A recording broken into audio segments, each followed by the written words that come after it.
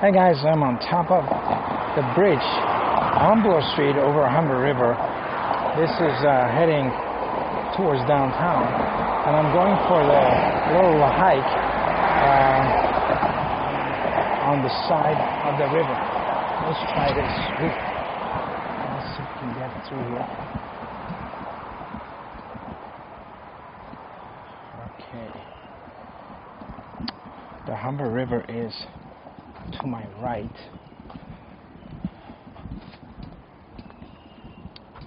and I think this leads to the Humber River marshlands that are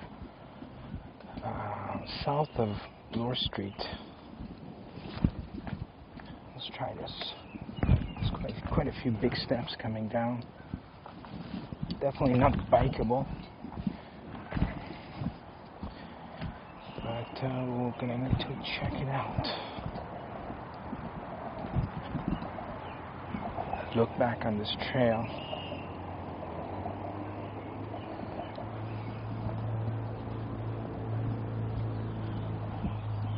Winter trail hiking, it's much better light.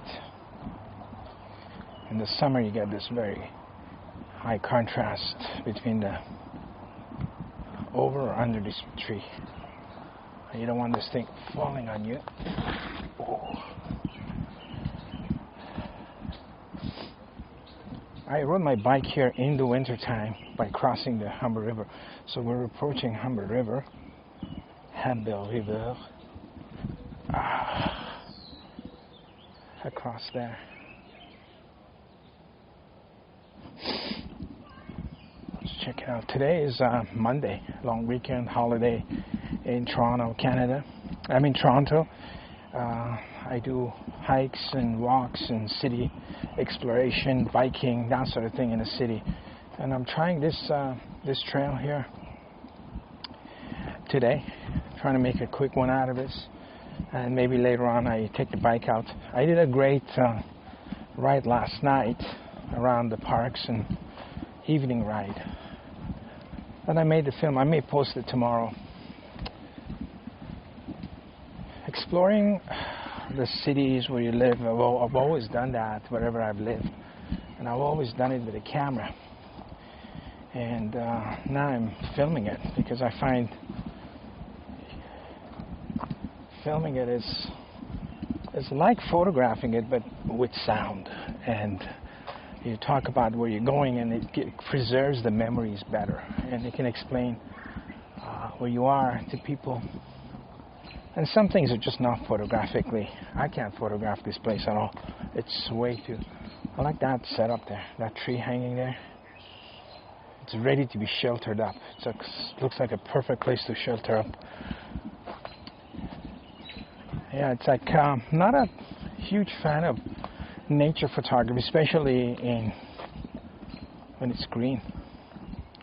In the winter, it's a lot nicer to photograph nature because there's all these leaves. I can't handle so much cover, and kind of it's a different shape. Leaves gives you different shapes.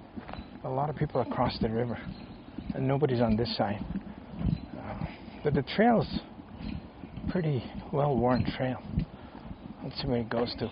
I'm assuming that it'll join the marshes in the back. Yeah, kind of like I guess the east side of the river, west side. I'm just gonna find it on a map and maybe put a map right here.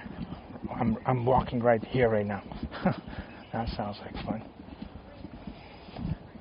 Well, I'm surprised nobody's here. Nobody's here. Well, this is looks like a perfect camp spot. We are a city, in the city. We are a Jane and Bloor area, which is pretty close to the center of the city, Toronto. We're not that far. We're still in a very much urban environment.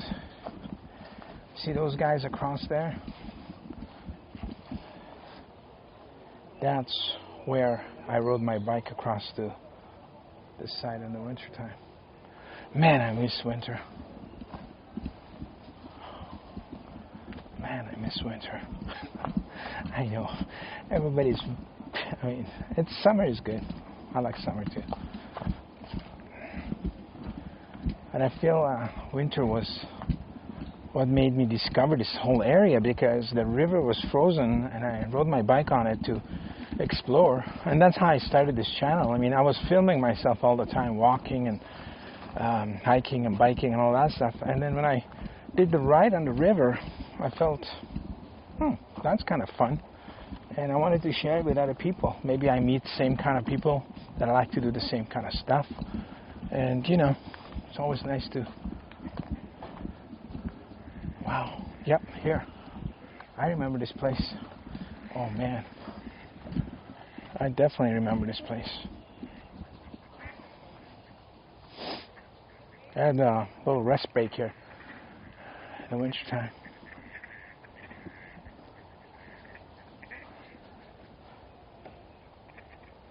The trail kind of ends there. The river trail kind of ends there, and then this bike path starts on the other side. Let's see if we can get to. If I go, so I know this trail now from winter time.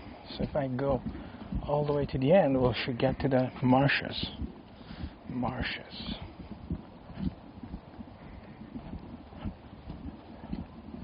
I'm holding this monitor, and I'm looking at it, and it's like a map. It feels like I'm holding a map.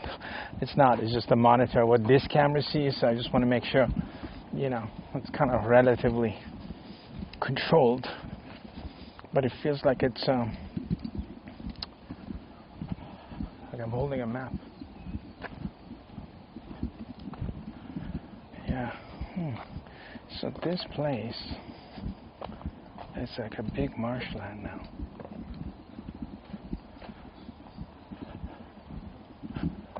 Oh, wow.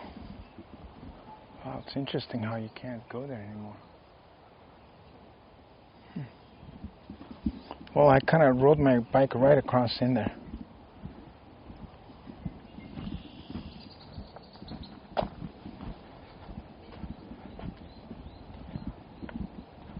I see what's going on here. We are going to go right by the river.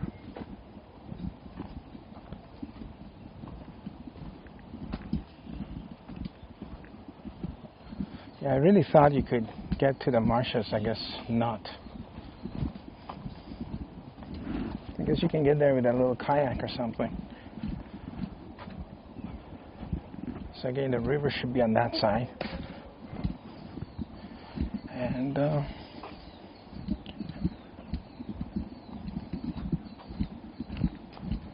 there are houses to my left beyond the marshland. That are those houses will be on Morningside Drive, I guess, off of Kingsway. And yeah, I'm not going to try to go on this one. Oh, it is just a detour over that. Okay. And those houses have staircases that goes right to the marshland. And the staircases are maybe 100, 200 stairs, kind of big set of stairs. And they're just kind of hanging off the cliff. And people living there, you know, sometimes walk down to by the river, and it's a great location for a house. Okay, here's an opening. Wow.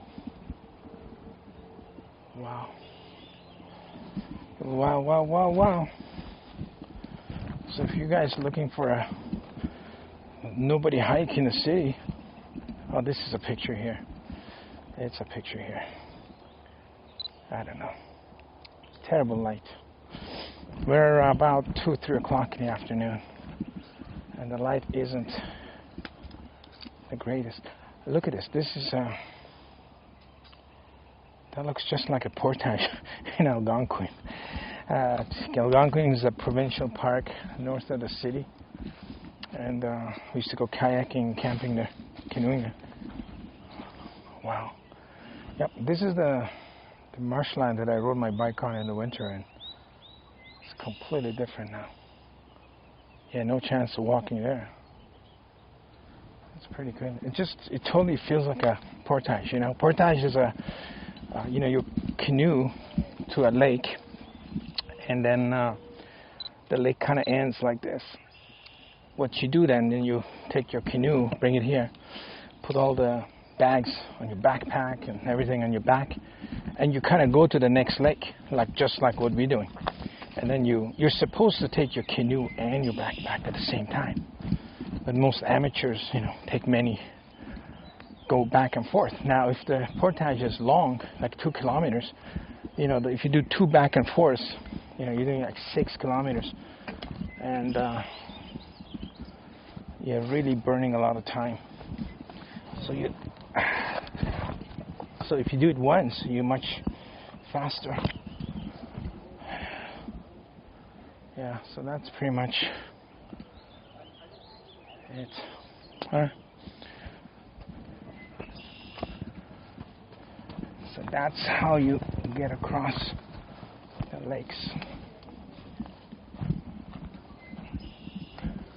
Let's explore going back a little bit. I see this trail going a little bit, but it'll go to the entry to where I came with the bike, and then it kind of ends. All right, let's try going back a little bit and see if we can swim across. A lot of people walk here.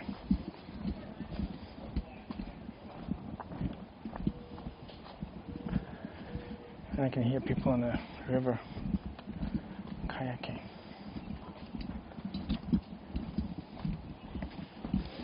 Yeah, this area I recommend this area for winter exploration, especially when the river's frozen, because it's a lot easier to get in and out, and you get better views, because right now it's all green. It's just, and I think in about a month or two, coming down here, next to the swamp will be lots of flies and humid, and I don't think it'd be a place to hang around, say July or something. That's why I wanted to do a little exploration before it got too hot. All right. And definitely, which way? Not a bikeable area, because too many logs and stuff. We didn't come on this trail.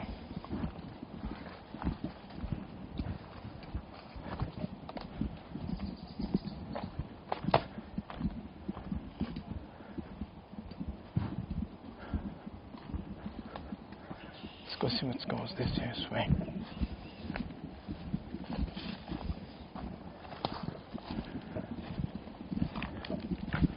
It's another, opening to the river. Oh, that's cool. People kayaking. Oh, somebody had a fire here. It's a marina right across.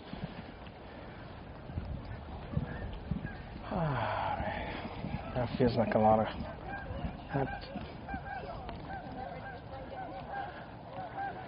That traffic is pretty good traffic here with the boat traffic.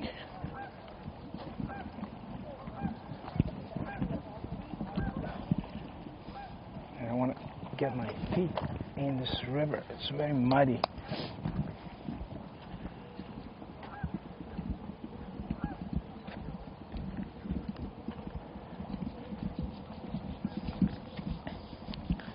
A couple of swans over there. I don't know if I can go underneath this.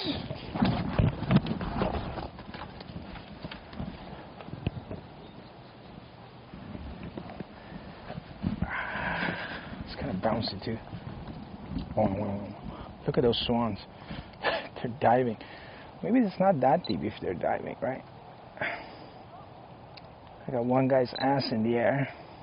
Come on. Both ass in the air. I don't know. I'm not going to wait for them. Everybody's sitting there. That area across the river there, that wasn't very busy either. But I guess people are exploring different parks now. I wish you could walk right by the river all the way up, but too many...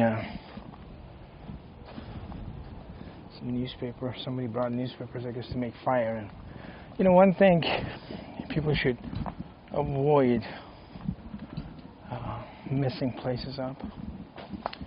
This one or this one? They all end up in the same place, but I don't want to go through too tall of a grass. And yeah, just keep your garbage out whenever you go in nature. I think that's rule number one. Everything else, forget it. But just, you know, newspaper and Coke cans and beer cans. We used to go camping a long time ago.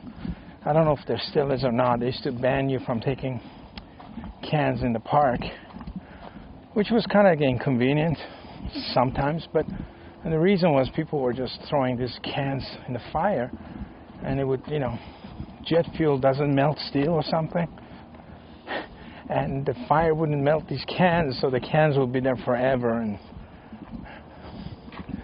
you know, this spot's really good.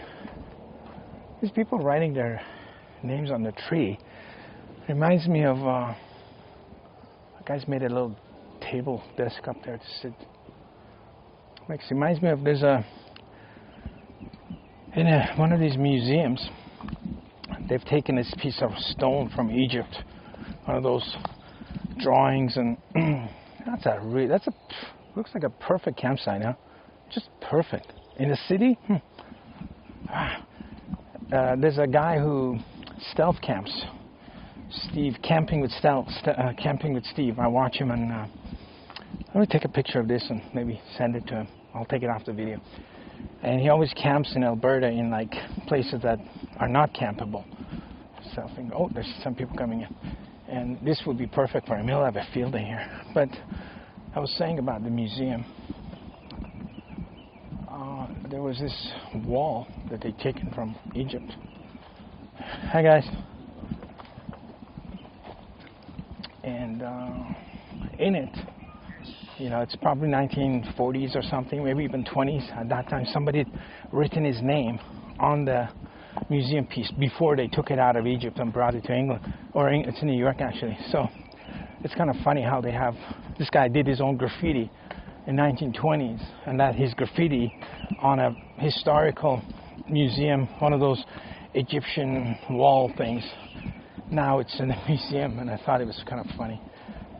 That was the most memorable thing from the museum. I saw graffiti on culturally historic things, and I think writing your name on a tree is the same way. If people are going to look back and go, "Oh, look, that guy put his name on a tree," you know, he carved his name on a tree. We all done it, you know, but it's just going to be really silly.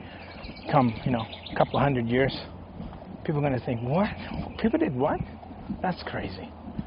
Anyway, so we're at the end of this trail. Was that a little loop? There's a car coming from somewhere. It's like an interesting little. I would rank this trail as hard to see things because a lot of vegetation, but it's got one or two good spots if you want to come and kind of camp away from people. But definitely a winter trail, because in the winter you're going to get a lot more ease of access, and oof, hey man, ease of access and visibility, you know. Right now it's all covered up. Oop. I'm getting grabbed by the trees. All right, trees. Oh man, that smell. Should we go over or top? You know, if this thing skips when I'm on it, slides, it's going to be like a torpedo down the hill. That'll be a good ride. I guess that's a smoking. Every park has to have its own smoking area now. That's amazing. Smoking area. Alright, we're coming up this. Oh look, this is what you're going to watch. There's a post sticking. I guess you could go this way too and come across the other side of the river, but ooh, so bright.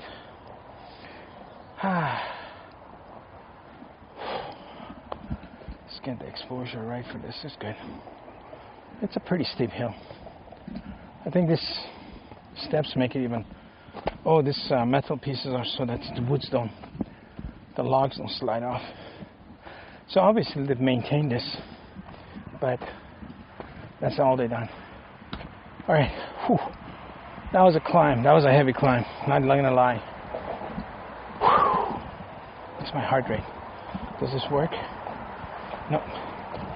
All right, we're back on Bloor Street for a little loop, little hidden treasure in Humber River area. Thanks for joining me on this ride. If you're interested in my content, please subscribe, ring a bell, and we'll be making some more. See you in the next video.